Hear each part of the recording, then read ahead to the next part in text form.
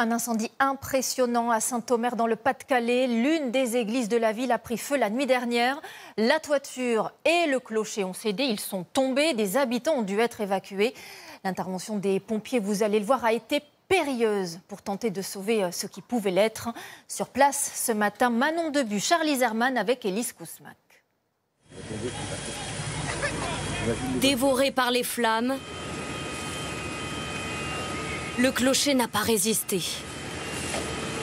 Il s'est effondré à l'aube sous les yeux de Philippe, encore choqué. Quand les flammes, ils ont apparu à l'arrière et puis qu'ils ont gagné à l'avant.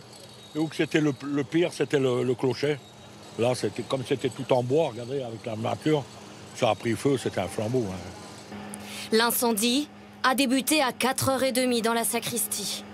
Très vite, le feu se propage dans toute l'église de l'Immaculée Conception. La charpente s'embrase, le toit s'écroule. Pendant plus de 3 heures, une centaine de pompiers luttent pour maîtriser le brasier.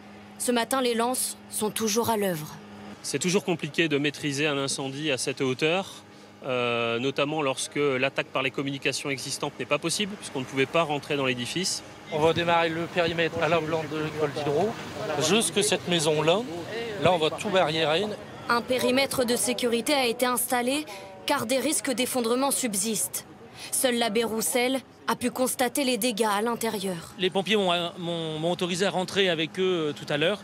Et c'est vrai que quand on arrive et qu'on voit le ciel rentrer comme ça dans l'église, on ne sait pas s'en rappeler la cathédrale Notre-Dame de Paris. Aucun blessé, mais en pleine nuit, 34 résidents ont dû évacuer leur logement. Benoît venait d'emménager.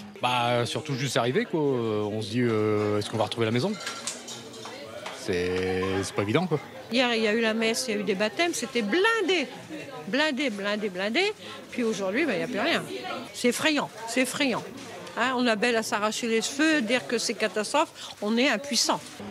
Malgré les flammes, la rentrée des classes a bien eu lieu dans les 2 écoles à proximité de l'église. Une enquête a été ouverte pour déterminer l'origine du sinistre, encore inconnue.